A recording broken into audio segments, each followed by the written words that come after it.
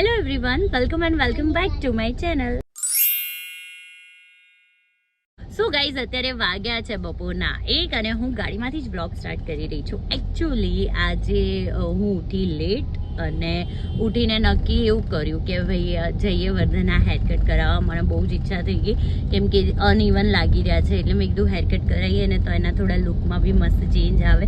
એટલે ક્યારનું જોઉં તું પણ આજે મેળ પડી ગયો છે, તો આજે હું વર્ધનને લઈને જઈ રહી છું. હું, મારો ભાઈ અને વર્ધન, તમે ત્રણેય જઈ રહ્યા છે હેરકટ કરાવવા માટે. હોપસો કે આજે ભાઈ રડે નહીં અને શાંતિથી હેરકટ કરાવી દે. ગાડીમાં એસી ચાલુ છે ને તો પણ સખતની ગરમી લાગી રહી છે. બાપરે, બી કેરફુલ હો ગાઈઝ, ગરમી સખતની છે. તો અત્યારે છે ને મન ગયો છે વર્ધન માટે ચોકલેટ્સ લેવા, કેમ કે વગર ચોકલેટે તો આ ખબર નહીં બેસશે કે નહીં, રડે નહીં. મેન એ જ રીઝનની મને બીક લાગે છે. વર્ધન, રોઈશ નહીં ને હેરકટ કરાવતી વખતે? શું ખાવાનું? લોલીપોપ ખાવાની, કિન્ડર જોય ખાવાની, એટલે રોવાય ના રોવાય. ફટાફટ હેરકટ કરી દેશે ભાઈ, હા ને? અને અમારે બંનેને નાવાનું બાકી છે, કેમ કે ઉઠી અને પછી થોડી વારમાં અમે ચા નાસ્તો કર્યો ને પછી અચાનક જ મને મૂડ થઈ ગયો કે ભાઈ ચલો હવે આજે મેળ પડી જશે. જેની કોકેટ આવી ગઈ છે, બતાવો બતાવો ભાઈ. વાવ, વર્ધન તો ચોકલેટ ખાશે.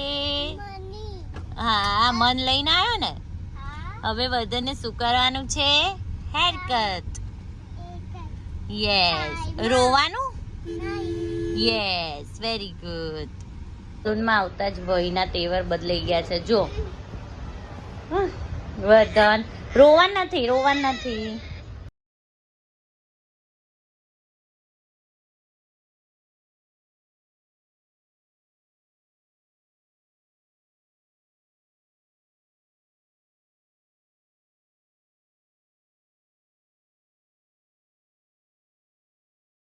એટલું રડ્યો છે આ ભાઈ, જે હાલ જસ્ટ બંધ થયો છે.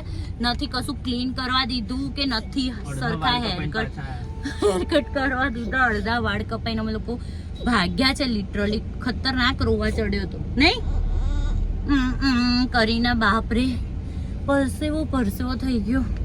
ખતરનાક રડ્યો છે. તો ગાઈઝ, અમે ઘરે આવી ગયા હતા અને વર્ધનને નવડાવવાનો હતો, એટલે મેં બ્લોગ કન્ટિન્યુ ના કર્યો કેમ કે મારું માથું ચડી ગયું હતું લિટરલી. અને અત્યારે હું તમને વેધર બતાવું. બાપ રે, જોરદારનું મસ્ત થયું છે. સમરમાં આવું વેધર એક્સપેક્ટેશન તો ના જ હોય, પણ આજે ખરેખર મસ્ત વાતાવરણ થયું છે. મારાથી રહેવાયું નહીં, એટલે હું વર્ધનને લઈને ઉપર આવી ગઈ છું. જો હું તમને બતાવું, સામેની બિલ્ડિંગ્સ બી નથી દેખાતી, એટલો જોરદાર પવન આવી રહ્યો છે. જો આ કશું દેખાતું જ નથી. અહીંયા ટેરેસ ઉપર અમે લોકો આવ્યા છીએ અને અહીંયા વર્ધન અને મન ક્રિકેટ રમી રહ્યા છે. વાવ યાર, મસ્ત. બાપ રે વર્ધન, જો વાવ યાર, બાપ રે. આજે ખબર નહીં, મતલબ હું છે ને રીલ્સ સ્ક્રોલ કરતી હતી ને તો મસ્ત દરિયા કિનારાના રીલ્સ મારામાં બહુ જ આવતા હતા અને એટલો ફાસ્ટ પવન આવે તો હું ક્યારની બેઠી મનમાં એવું વિચારતી હતી કે યાર આટલો ફાસ્ટ પવન આવતો હોય, ઠંડુ વાતાવરણ હોય અને મસ્ત દરિયા કિનારો હોય તો કેટલું માઇન્ડ રિલેક્સ થાય. અને ફાઇનલી મતલબ થોડી જ વારમાં વિધિન 1 hour જેવું થયું હશે અને આટલું મસ્ત પવન સ્ટાર્ટ થઈ ગયો યાર. એટલી મજા આવી રહી છે ને ખરેખર. બાપરે, આ છે ને કોર્પોરેટ બિલ્ડિંગ છે અને અહીંયા જોઈ શકો છો બધા મતલબ ટેરેસ ઉપર ચડી ગયા છે મસ્ત વ્યૂનો અને આવા ઠંડા વાતાવરણના એન્જોય કરવા માટે. અને મને તો ડસ્ટની એલર્જી છે ખતરનાક વાળી, એટલે હું ઉપર આવીને ત્યારની છીક ઉપર છીક ચાલુ થઈ જ ગઈ છે. પણ યાર મસ્ત વેધર થઈ ગયું છે. આમ અમદાવાદનું વાતાવરણ આખું પલટી થઈ ગયું છે ન્યૂઝની ભાષામાં કહીએ ને તો. અને બધા ટેરેસ ઉપર આવી ગયા છે ખાસા લોકો. મજા આવી રહી. એટલો ક્યુટ લાગે છે. વર્ધને શું કરાયું આજે? હેરકટ. અને કેટલું બધું રોયો? આટલું બધું. કેટલું બધું? એ 6 મારે છે અને પવન તો જાણ રોકાવાનું નામ જ નથી લઈ રહ્યો. વાવ, મસ્ત ક્લાઉડી વેધર થઈ ગયું છે. ગાઈઝ અત્યારે વાગી ગયા છે રાતના 10:30 અને સખતનો એકદમ પવન સાથે વરસાદ આવ્યો અને બહુ જ મસ્ત વાતાવરણ થઈ ગયું છે. એટલું ઠંડુ વાતાવરણ થઈ ગયું છે ને કે આમ મજા આવ્યું. માય ગોડ, મને તો વીજળીની બહુ જ બીક લાગે છે. તમે પણ કમેન્ટ કરીને જરૂરથી કહેજો કે વીજળીથી બીક કોને લાગે છે. મતલબ મને તો આ અવાજ અને આ સાંભળીને જ બ્લોગ લેવાની ખરેખર ક્યાંની ઈચ્છા જ નથી થતી, કેમ કે સાંજે હું નીચે આવીને પછી બરાબરની વીજળીના અવાજો ને એવું બધું ચાલુ થઈ ગયું હતું. અને અત્યારે મસ્ત વાતાવરણ થઈ ગયું છે પણ વીજળીના અવાજના કારણે બીક લાગે ને એવું લાગી રહ્યું છે.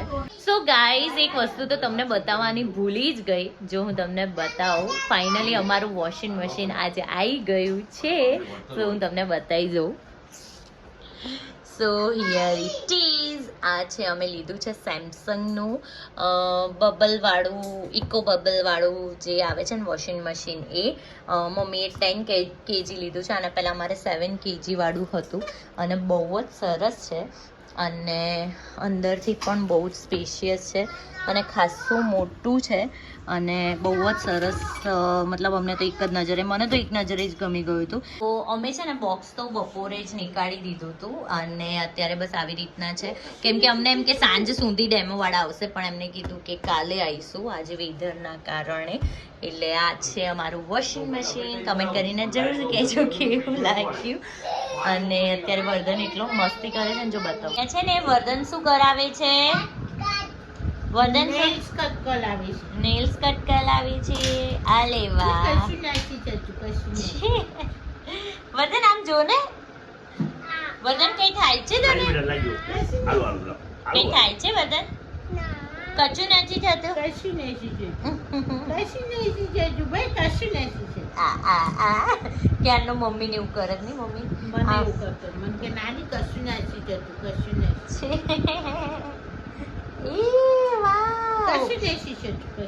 મજા આવી વર્ધન. અને વર્ધનના હેરકટ કેવા થયા? અધૂરા હેરકટ છે અમારા વર્ધનના. હજુ આમ જે કહેવાય ને પ્રોપર ફિનિશિંગ તો આવ્યું જ નથી. લાસ્ટ ટાઈમ બી એવું થયું હતું ને આ વખતે પણ સેમ એઝ ઇટ ઇઝ થયું છે.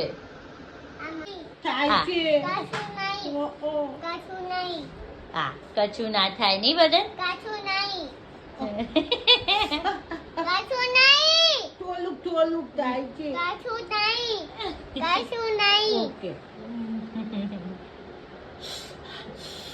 મસ્ત હું ફ્રેશન અપ થઈ ગઈ છું અને મેં કાલે જ હેર વોશ કર્યા હતા અને અત્યારે આ વેધરના લીધે તમે જોઈ શકો છો કેવા વાળની હાલત થઈ ગઈ છે. એકદમ ફ્રીઝી અને બહુ જ ડ્રાય લાગી રહ્યા છે. અને હા ગાઈઝ, મેં અત્યારે છે ને એક નવી પ્રોડક્ટ બ્લિંકિટ કરી છે. એકચ્યુઅલી આ જે પિમ્પલ છે તમે મારા ઘણા વ્લોગમાં જોતા હશો. મારું પીંછો જ નથી છોડી રહ્યો. હોર્મોનલ ઇમ્બેલેન્સના લીધે આ મને પિમ્પલ થયો છે. એટલે મારી બહેને મને સજેસ્ટ કર્યું છે આ પ્રોડક્ટ. તો એકને પેચીસ છે આ રહ્યું. તો લેટ સી કે આ વર્ક કરે છે કે નહીં. હું ફર્સ્ટ ટાઈમ આવું કંઈક ટ્રાય કરી રહી છું, કેમ કે મને કંઈ એકનીનો એવો કોઈ પ્રોબ્લેમ નથી.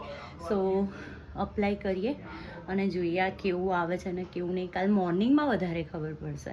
સો અત્યારે હું પહેલાં તો આને ઓપન કરીને તમને પણ બતાવું કે આમાં એકચ્યુઅલીમાં કેવા પેચીસ એન્ડ ઓલ હોય છે, કેમ કે મેં હજુ સુધી કોઈ દિવસ પરચેસ બી નથી કર્યું અને અપ્લાય બી નથી કર્યું. So let see. સો આ ઓપન કરી દીધું છે ને. બેઝિકલી આપણા જે ચાંદલાનું પેકેટ હોય, એક સેકન્ડ. સો આ ચાંદલાનું પેકેટ હોય ને એવી રીતનું જ છે અને આમાં ઓલમોસ્ટ 3 6 3 12 પેચીસ આવે છે. અને આ મેડ વિથ નીમ એન્ડ ટર્મરિક. મેં અત્યારે પહેલાં રીડ કર્યું ઇન્ગ્રીડિયન્ટ, તો એનું હોય છે. તો ઓફકોર્સ આ વર્ક કરશે જ.